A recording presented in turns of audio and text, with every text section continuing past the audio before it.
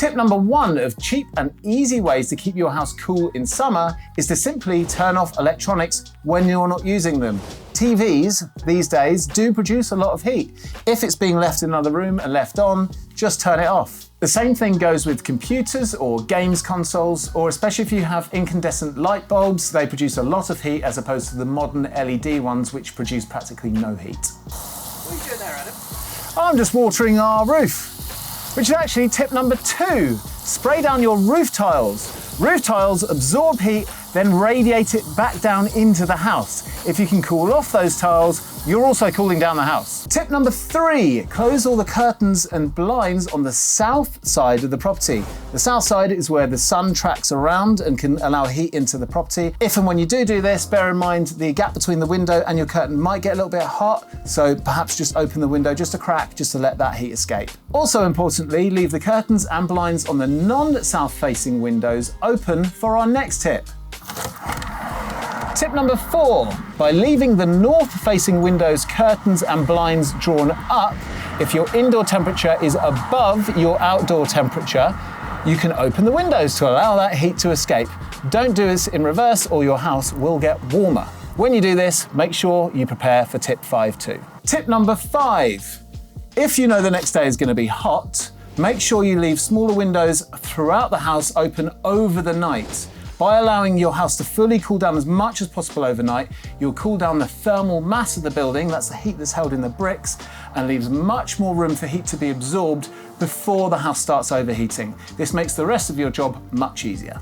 Tip number 6, pay attention to cross ventilation. When you open up your windows and doors, pay attention to make sure that the air is pulled right the way through and across the house. For example, I have a draft that moves from the back of my house to the front, and by opening my front door and back door, I allow a draft to get pulled right the way through the house, sucking all the heat out of that thermal mass. Tip number 7, if you have doors and windows that don't have curtains or blinds, use an awning. An awning will shade these doors and windows and prevent your house from overheating in the summer, keeping your house cooler, but importantly, if angled correctly, can also allow that free solar energy to heat your house for free in the winter. Tip number 8, if you don't have curtains or blinds or an awning, make sure you hang some sheets, preferably white ones, I only had an orange one here, up against those windows to stop that radiant sunlight coming in and heating your high thermal mass flooring or furniture, which will just radiate the heat into the rest of the house. Tip number 9, use home automation. I've installed this temperature sensor, for example. When this room reaches 2 degrees above where our normal thermostat is set to, the awning will automatically open and the Velux windows open too. The Velux windows also have a rain sensor to close if it does rain, and the outside awning a wind sensor in case it gets too windy out there. By setting this to 2 degrees above our usual thermostat temperature, if we do get free, cheap solar energy in the winter, these automations won't happen and we can get that free, cheap, clean energy.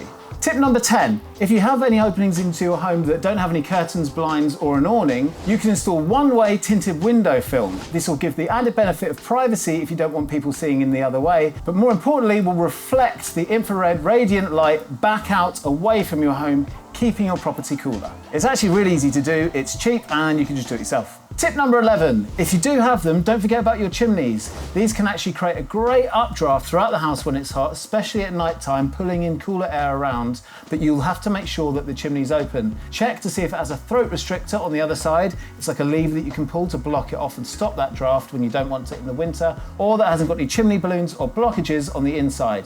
Tip number 12, utilize your loft hatch. Roof tiles actually radiate heat down into the loft space and often make it way hotter than the outside air. The problem is that air gets trapped unless you can introduce cool air. To introduce some cool air, just open this a crack. Don't open it too far though, or you'll end up just radiating down below. So when your loft overheats, it creates like a thermal lid over the top of your house. By allowing that and trying to get that to room temperature instead of the high temperatures that it's currently at, that will allow any heat that builds up in your house up into the loft. And when we open this loft hatch, the hot air inside here can't fall down or hot air rises. So as that rises, it will pull and suck cooler air from the house into the loft. Tip number 13, you can install a 4-inch long waste pipe through your loft and out of your roof with a cowl on top. By doing this, and maybe perhaps putting a vent on the other side, when you get a lot hotter temperature in your upper floors of your home, you can simply open the vent, and this will make use of what we call the chimney effect, which is where the hot air rises through that chimney and sucked in all that lovely cooler air from the lower ground floors up into the upper floors of your home. Tip number 14, use portable air conditioner units. Or if you don't have an air conditioner, use a dehumidifier. These ones are about £300 from Amazon. They use R290 refrigerant, so they're super efficient, and also come with these window fixings which fit in most windows to stop that hot air coming back in. If you don't want to use those, you can just use a normal tumble dryer extraction point drilled into the wall. When using these, you can also close off any rooms that are being unused to make sure that you get the current room you're in even cooler. However, when you do this, make sure you're not closing off any windows or doors that are allowing cross ventilation across the property.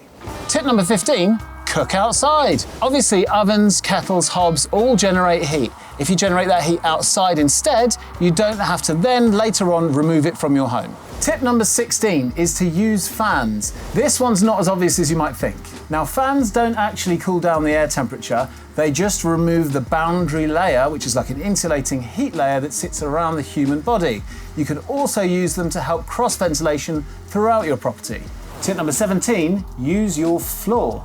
Now, this big slab of concrete underneath my hands is right next to a south-facing window and actually very handy for cooling. And that's because even when the sun does shine on this, because it's got so much thermal mass, it can drink up that heat and means that the room doesn't actually get that warm at all. However, the issue is once the sun goes back in, that this floor then radiates heat back out into the house throughout the rest of the night, meaning that we can't really cool down very well, or in fact, more often, we actually overheat. And that is the bonus of thermal mass. We have brick internal walls. It overheats much less and underheats much less, but it takes a lot more work to change the temperature. Now, to help with that, if you have a heat pump and underfloor heating as I have here, you can put your heat pump into cooling mode. What I'm doing here, I'm installing a cooling chip on this Vaillant heat pump. This cooling chip allows the heat pump to work in reverse, extracting the heat from the house to the outside, the opposite of what it would do in the winter. Cheers, Si. This gives us two huge advantages. This will cool down this thermal store ready for the next day and actually give a radiant cooling effect. So unlike radiant heating, where it radiates heat towards you, actually, you become the radiator into the cooler surface, making you feel much cooler, even at higher indoor temperatures. If that last tip was no good to you because you don't have a heat pump, well, maybe you should. Go to upgrades.heatgeek.com where you can work out how much money that will save you per month on your fuel bills and how much it will cost to install. One last tip, make sure you go down into the comment section below because I want you to put all of the tips that we've forgotten into that comment section below. Please go down there. I'm sure it's going to be full of absolute gems. And also, while you're there, like, subscribe to the channel because we've got loads more information like this coming out very soon, and I'll see you on the next one.